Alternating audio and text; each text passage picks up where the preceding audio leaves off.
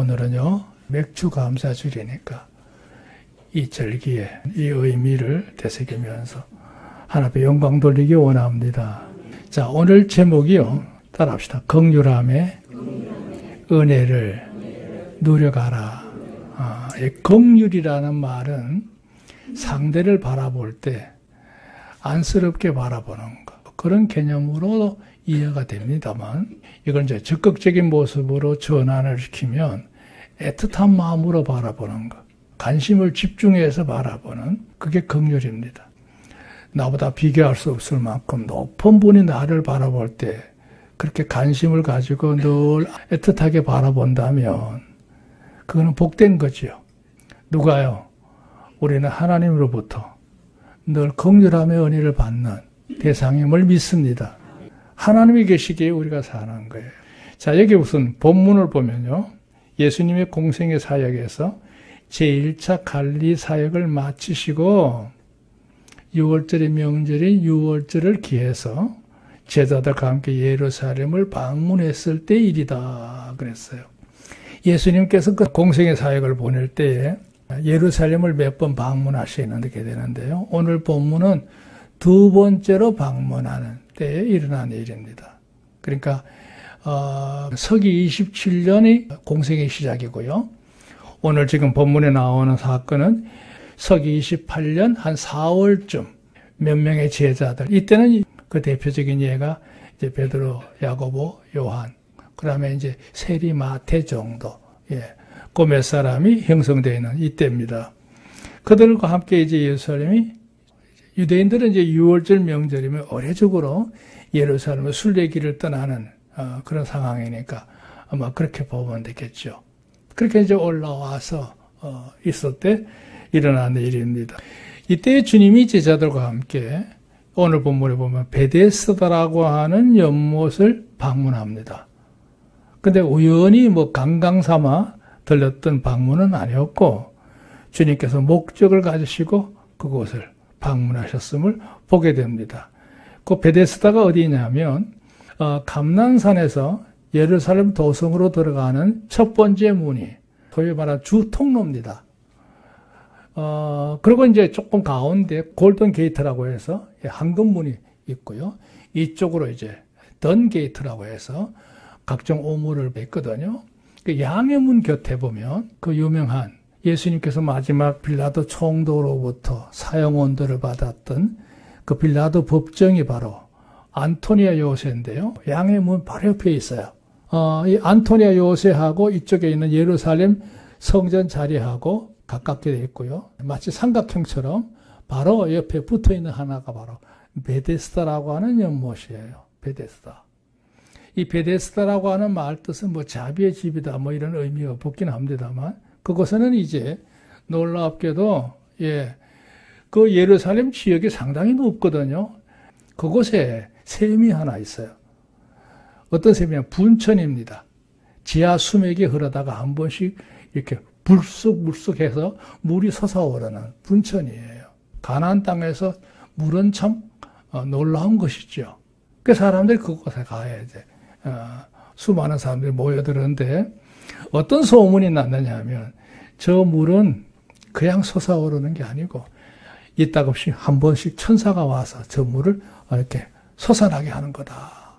천사의 힘으로 저렇게 된 거다. 근데 거기다 이제 소문이 덧붙여지기를, 이게 참 인간이 사설을 쓰는 거예요. 누구든지 우리들 가운데 제일 먼저 들어가는 사람은 어떤 병에 걸리든지 저 천사의 동함을 받아서 무리동할 때 들어가면 몸이 낫는다, 이렇게 된 거예요. 근데 이런 거는 사실 소문이 빨리 퍼집니다. 또 그 말에 사람들이 맹신하게 되고요. 그런가? 신비로움을 느끼게 돼요. 환자들이 몰려드는 거죠. 그러니까 평상시에는 평범한 연못이었는데 이제 그런 의미들이 추가되면서 온갖 병자들이 이 베데스다 연못가로 모여들게 되는 거예요. 가나안 땅이 얼마나 더워요. 낮에는 한낮에 햇빛을 쬐을 수가 없잖아요. 그러니까 그 환자들이 장기적으로 머무르면서 서로 경쟁하듯이 이제 불이 눈이 나죠. 사람들이 참 고난한 거예요. 그러니까 누군가 그곳에다가 이제 행각을 5개를 지어줬어요. 그 행각 밑에는 수 없는 사람들이 누워있는데 여기 그랬어요. 거기는 많은 병자, 소경, 절뚝발이, 혈기 말한 사람들.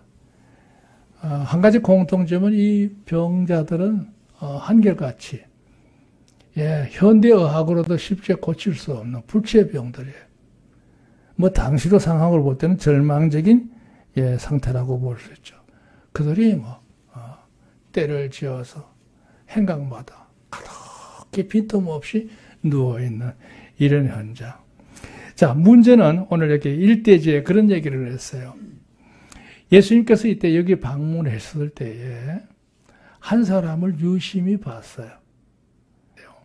거기는요, 38년 된 병자 하나가,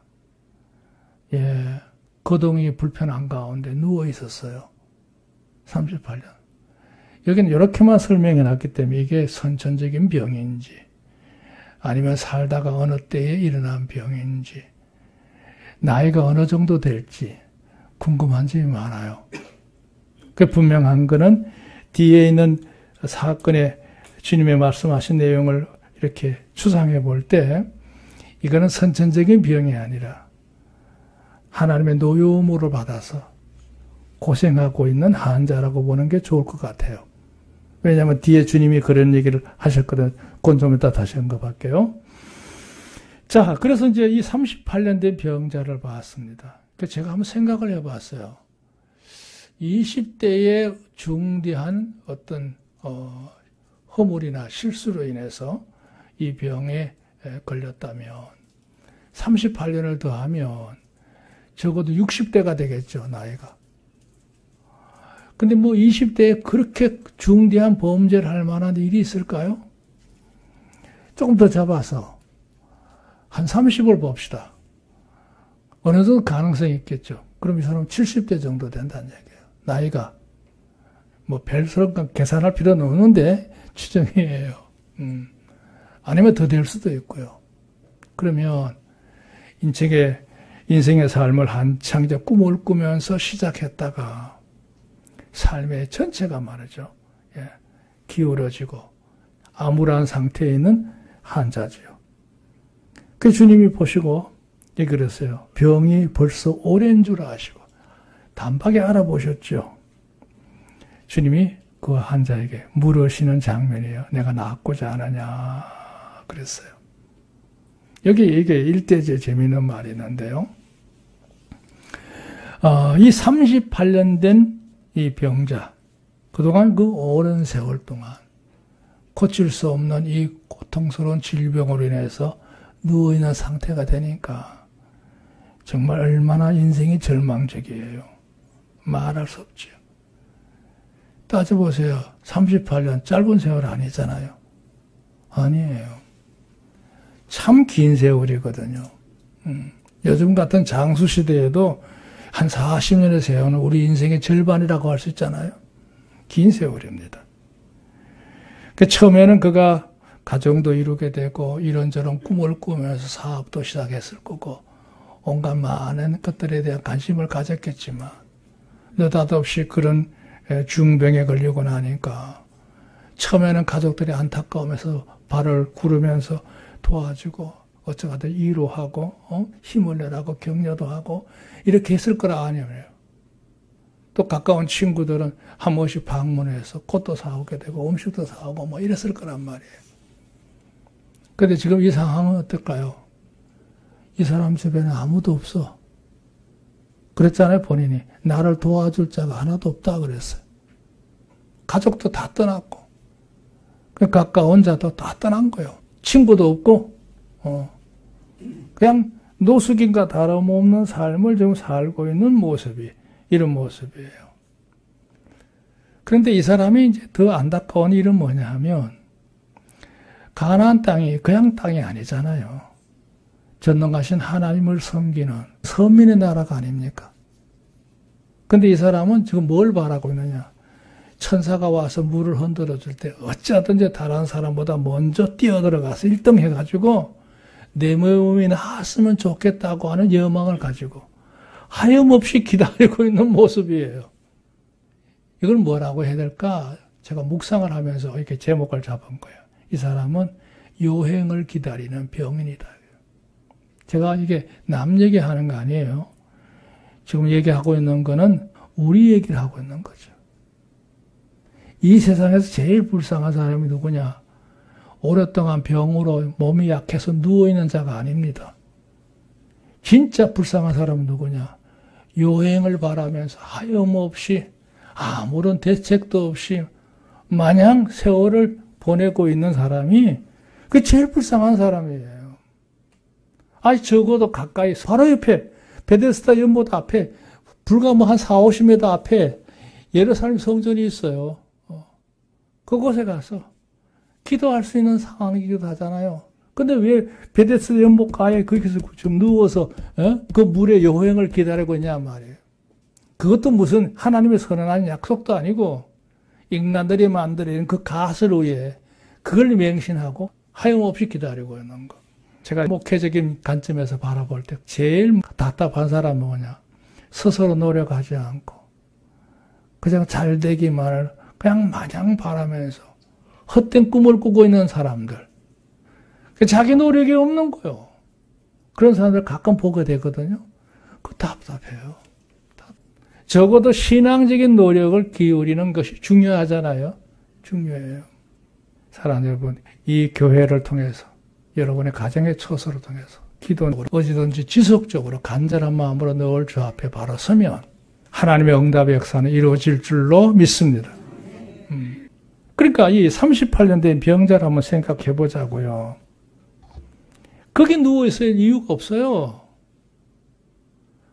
바로 자리를 옮겨서 성전에 가서 얼마가 되든 간에 그곳에서 하나님 앞에 간절하게 호소하고 기도하며 자기 기도가 부족하면 성자를 드나드는 참으로 기도 많이 하는 분들, 경건한 자들이 있을 거 아니에요.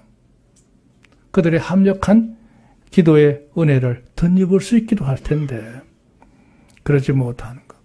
제가 여기서 일대에서 말하고 싶은 건 그거예요. 여러분 인생을 사시면서 적당히 잘 될 거다. 그런 우연 절대 기다리시면 안 돼요. 흔히 하는 말이 있잖아요. 세상은 공짜가 없어요. 절대 공짜 좋아하시면 안 돼요.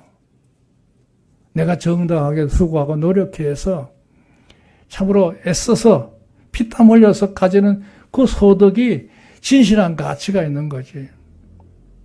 우연히 이루어지는 거 기대하면서 하는 거는 그 바보예요. 우리 하나님 섬기는 사람도 마찬가지예요. 내가 살다 보면 하나님 축복해 주시겠지. 막연한 그런 기대감은 이제는 버리셔야 돼요. 정말 내가 더 많이 기도하고 열심을 갖고 하나님 앞에 좋은 예배자가 되기를 힘쓰게 되고 내 건강에 허락하는 한 최선을 다해서 하나님 앞에 내가 충성을 해야겠구나. 힘써야겠구나. 그런 하나님 앞에 간절함이 갖고 있어야 하나님 은혜가 내 삶 속에 지속적으로 임하시는 거예요. 할렐루야. 그냥 요행을 바라며 잘 되겠지. 하염없이 기다려보세요. 그 은혜 받아봐야 가치 없어요. 얼마 동안 즐거워하다가 또 어려워지면 하나님 의심하고 원망하고 사람들 불평하고 그럴 수 있어요. 그건 아닙니다. 주 앞에서 진정한 순례자는요. 비바람을 따지지 않아요. 늘 자신의 길을 꾸준히 가면서 그 목적지에 도달하는 거예요. 안 된다는 거죠. 자, 문제는 두 번째가 문제예요. 여기 그랬어요. 긍휼을 몰라보는 목매에 그랬어요. 사리 분별력도 없고 깨닫지도 못한다는 뜻이에요. 무지몽매하다 이런 얘기 하잖아요. 예수님이 이제 그 38년 된 병자를 보시고 질문 던지시는 모습이죠. 내가 나았고자 하느냐 이렇게 물은 거예요. 주님이 우연히 그곳에 가서 그 사람을 만난 게 아닙니다. 오늘 본문의 사건을 보면 주님께서 뜻을 두고 이 환자를 찾아가신 것을 볼 수 있어요. 더 이상은 그만두면 위험한 상태이기 때문에 아마 그러지 않았나 생각돼요. 요한복음에는요, 1장부터 11장 사이에 예수님이 신적인 능력을 가지셨다는 사실에 대해서 그 표적을 기록한 기록이 7개가 나와요. 7개. 그 대표적인 게 물론 갈릴리 가나에서 물로 포도주 만드는 사건이 아주 그게 첫 표적이고요. 그 다음에 왕의 신하를 고치는 사건도 있고요. 오늘 이 사건은 3번째 표적이거든요. 그 표적이라 하는 말은 뭐냐면 주님이 의도적으로 하셨다는 걸 의미해요. 우연히 하다 보니까 그렇게 된 게 아니에요. 뜻한 바를 두고. 왜냐하면 주님이 이제 사역 1년 차를 지나고 2년 차에 들어섰을 때 두 번째 이 유월절 여행에서 주님이 가지고 있는 뜻은 뭐냐 하면 이제 유월절의 어린 양이 진짜로 누구냐? 예수님이시잖아요. 그 예수님이라는 사실을 사람들에게 알려야 될 기회가 온 거예요. 그럴 필요성을 느낀 거예요. 그래서 주님의 표적이 점점 신적인 능력을 나타내는 표적들이 많아지게 됩니다. 여기 7개 나온 거 나오잖아요. 오병의 역사도 마찬가지고 무리를 걸으시는 모습도 그렇고 선천적으로 소경되었던 자를 고치는 것도 그렇고 죽은 나사를 살리시는 것도 하나님의 능력이 아니면 이루어질 수 없는 일이잖아요. 할렐루야. 예수님은 하나님이셨구나 하는 것을 보여주는 증거들이에요. 그래서 하나 더 넣어놨어요. 근데 이 모든 이적은 그렇다 치고 진짜 표적은 뭐냐? 예수님이 죽으신 지 4월 되던 날에 부활하신 것이 진정한 하나님의 놀라운 은혜의 표적인 줄로 믿습니다. 요한복음 20장에는 그런 얘기를 해서 예수님이 행하신 표적을 다 기록하면 지면이 부족해. 그러나 분명한 건 그분은 하나님의 아들이셨다. 그를 증거한 것이 성경의 기록의 목적이라고 얘기하고 있어요. 자, 그 딴 얘기고요. 자, 주님이 이제 이 환자를 보고 내가 낫고자 하느냐 이렇게 물었어요. 당연히 낫고 싶죠. 예, 그렇습니다. 저를 고쳐주옵소서, 저를 불쌍히 여겨주옵소서. 이래야 정상이거든요. 그런데 이 사람 입에서 딴말이 나와요. 어떻게 나오느냐. 저놈들 다 나쁜 놈들입니다. 왜? 내가 38년이나 누워서 이 고생을 해서 내가 몸 좀 낫겠다가 여기 와서 누워있는 세월이 얼만데 아무도 나를 돌아보지 않습니다. 정말 나쁜 놈들입니다. 인정사정도 없는 놈입니다. 막 이러고 있단 말이에요.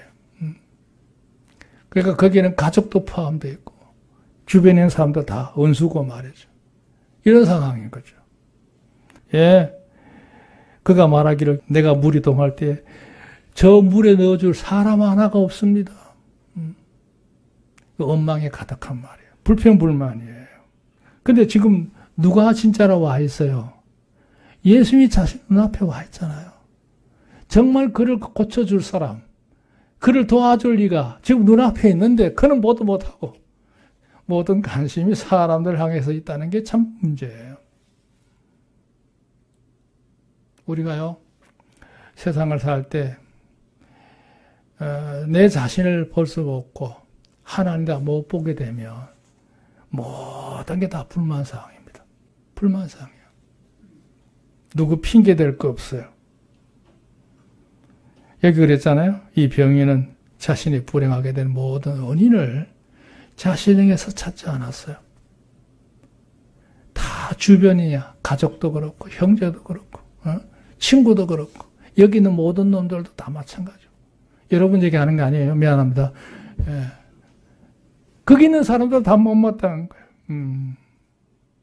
그러니까 그러면서 인생을 비관하고, 사람들을 비난하고, 그러고 사는 겁니다. 이 사람이 지금 해야 될 일은 뭐예요? 자신 앞에 그렇게 안타까운 마음을 갖고 물으시는 그분을 좀 눈맞춤이라도 하고, 그리고 이렇게 대화를 나누면서 그 진위를 파악하는 게 중요하잖아요. 아, 이분이 나를 도와줄 수 있겠구나. 나를 좀 도와주십시오. 이 최소한 이렇게라도 해야 될 텐데 그러지 못하고 있어요. 그런데도 불구하고 주님은요, 그 사람의 무슨 상태, 처지 이런 거 논하지 않고 단도직입적으로 선언하시죠. 신적인 능력을 가지고 명령합니다. 왜? 주님은 모든 질병을 다스릴 수 있는 권세가 있는 줄로 믿으시기 바랍니다. 문제 해결을 능히 하실 수 있는 분이잖아요. 역사의 모든 순리 과정을 바꿀 수 있는 분이잖아요. 지금 당장 내가 일어나 내 자리를 들고 일어나라. 그리고 집으로 돌아가라. 할렐루야. 근데 엄격하게 이 사람이 그 말을 들을 때 자신의 몸이 나아진 걸 느꼈겠죠. 그리고 벌떡 일어나서 침상을 돌고 돌아가는 상황이 된 거예요. 사랑 여러분, 우리가 때로는 살다 보면 힘들고 어려울 때가 있습니다. 저 역시도 마찬가지예요. 인생에 살다 보면 형통할 때도 있지만 자꾸 일에 매듭이 꼬이면서 일이 곤란해지게 되고 고단하게 되게 되고 힘든 아주 그런 어려움을 겪을 때가 있어요. 있습니다. 근데 중요한 거는 그때 여러분은 세상에 나 혼자뿐이다. 그렇게 생각하지 마세요. 왜? 내 처지가 어려우면 어려울수록 주님은 가까이 오고 계시는 것을 믿으시기 바랍니다. 주님이 찾아가셨잖아요. 찾아가셨어. 적어도 내가 몸담은 교회가 있잖아요. 나를 위해서 기도해 주는 성도들이 있잖아요. 하나님의 교회 와서 하룻밤 밤을 새면서 기도할 수도 있고 또 나를 잘 아는 성도들에게 부탁해서 내가 이렇게 좀 부끄럽지만 나 좀 나를 위해서 기도해 달라. 누가 나를 위해서 그렇게 정성을 가지고 기도해 줄까 합니다. 하는 사람들이 있습니다. 아멘. 여러분 가정 개인적으로 가지고 있는 기도 제목 제가 대부분 다 파악하고 있거든요. 모든 기도가 절실할까? 왜 그걸 모르겠어요?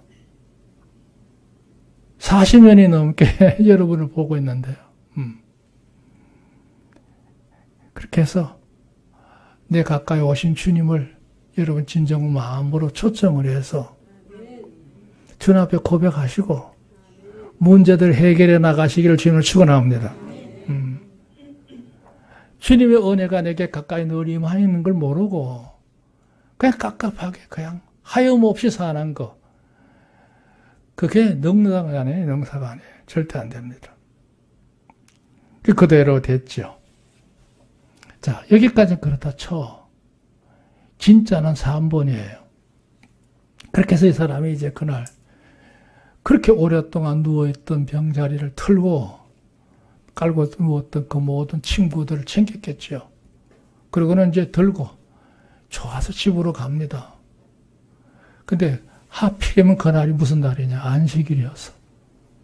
유대인들은 안식일 율법이 굉장히 엄하거든요. 예수님 당시 안식일의 금기사항이 3,000개가 넘었어요. 사사건건 안식일을 저촉하는 일에 대해서 사람들이 경계를 했어요. 특히 바리새인들이 아주 지독했죠.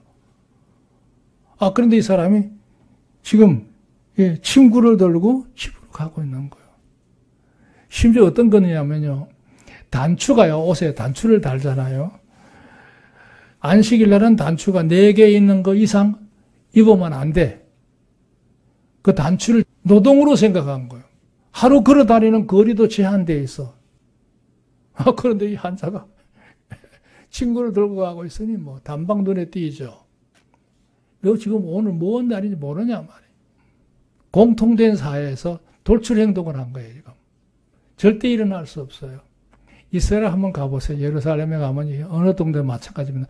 안식일이 되면 길거리에 차도 안 다녀요. 파란 난파, 그건 아랍 사람들이 다니는 차예요. 유대인들은 노란판이거든. 노란판은 한 대도 안 다녀요. 놀랍습니다. 길거리가 갑자기 조용합니다. 그런데 친구를 들고 가서 난리가 났죠. 자, 그랬는데 이 병인이 뭐라고 대답하느냐. 나는 38년 동안 병을 앓다가 어떤 사람이 와서 나보고 이 침상을 들고 가라고 하면서 가길래 내 몸도 나았고 좀 집에 가는 길이다 이렇게 대답을 한 거예요.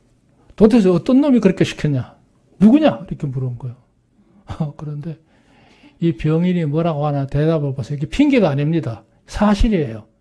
글쎄, 난 누군지 모르겠다. 나도 엄격결에 그 양반이 그렇게 명령해서 내 몸이 나았고, 그분의 말을 따라 지금 집에 가서 친구를 들고 가는 중이다. 그게 사람들은 안 믿죠. 뭐 어떻게 그런 일이 있을 수 있냐 말이야. 어? 당장 누군지 밝히라 말이야. 이러면서 실갱이를 했을 거예요. 그런데 참 의미 있는 건요. 이 사람이 막 친구를 집에 갖다 놓고 그날이 안식일이니까 성전으로 다시 나왔겠지. 왜요? 사람들 앞에 인정받고 싶기도 하고 또 그런 많은 사람들 속에 건강한 사람들 틈 속에서 자신도 한번 서보고 싶은 소속감이 있을 거 아니겠어요? 예, 여러 가지 인간적인 마음으로 아마 왔을 거라고 생각해요. 예. 그런데 이 사람이 성전에서 예수님과 마주쳤어요. 주님이 그때 성전에 계셨는데 이 병인을 만난 거예요. 근데 주님 말씀을 잘 주목해 보세요. 내가 어제 몸이 나았으니 병이 고쳐졌으니 더 심한 것이 생기지 않도록 이런 일이 반복되지 않도록 뭐라고요? 다시는 죄를 범하지 마라. 그러니까 지난 38년 동안 그 병은 선천적인 병이 아니었다는 얘기죠.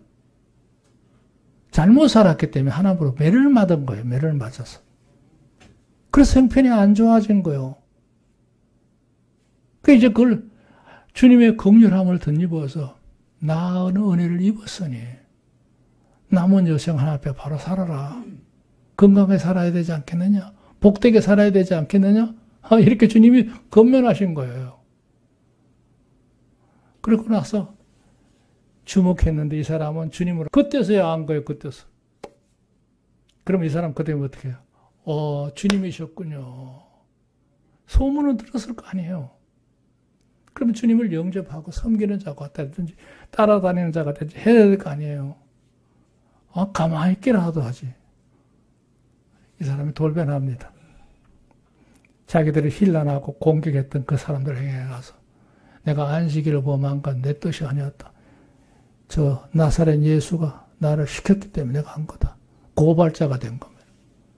세상에 그렇게 살 수가 어디 있어요.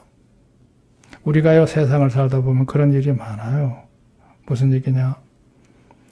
하나님께서 어떤 어려움을 줬을 때 내가 회개하고 고침을 받고 그렇게 선뜻해서 큰 은혜를 덧입었는데 다시 한번 내가 삶을 영위할 수 있는 기회를 부여받았는데 사람이 우둔하면요 또다시 자기 중심에 빠져서 사람들을 의식하면서 똑같은 실수를 또 저지를 때가 있어요.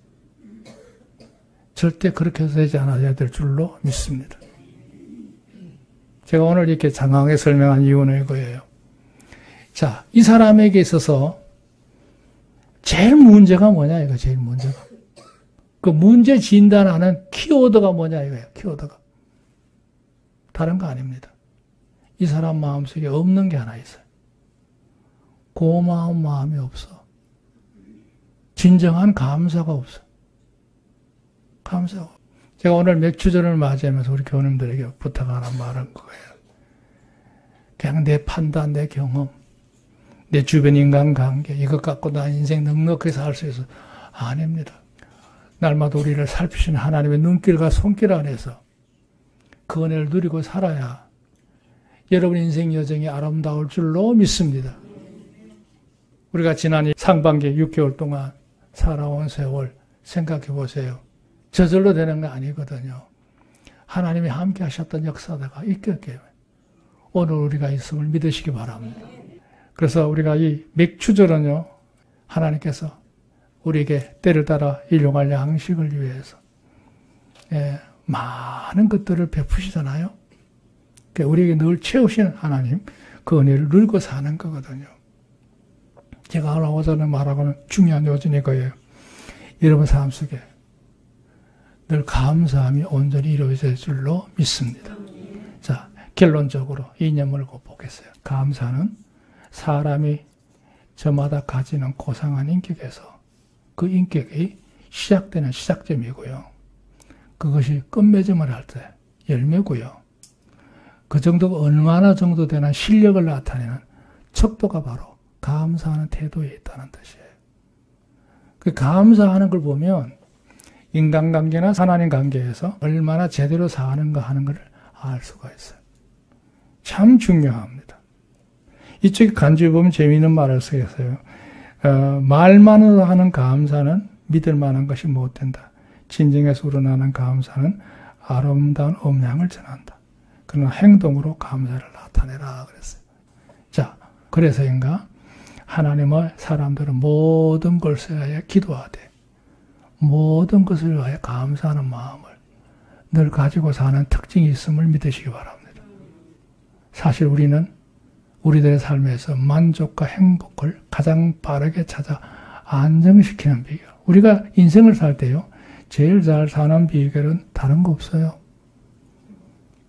일상생활에서 불만적인 요소를 먼저 보지 말고 감사할 수 있는 조건들을 하나하나 찾아가면서 그걸 가슴에 품고 사시기를 지금 축원합니다. 그럼 여러분 삶은 어떤 경우에서든지 행복해질 수 있어요. 그러니까 부정적인 요소를 먼저 보는 게 아니라 긍정적인 요소를 먼저 보는 거예요. 그래서 우리가 제대로 하나님을 섬기는 사람은 첫째, 하나님과 더불어서 주 안에 이루어지는 은혜를 늘 사모하면서 하나님께 지금까지 함께 하셨던 그 은혜를 감사하고 경배하면서 영광을 돌려가고요.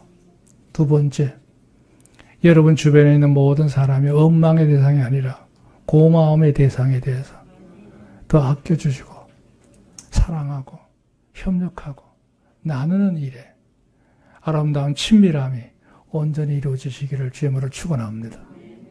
그래서 우리가 이 맥추절을 잘 보내는 방법은 다른 거 없어요. 감사한 마음을 회복하는 거예요. 하나님의 은혜의 역사가 여러분 생에 늘 함께 하시기를 주의 이름으로 축원합니다.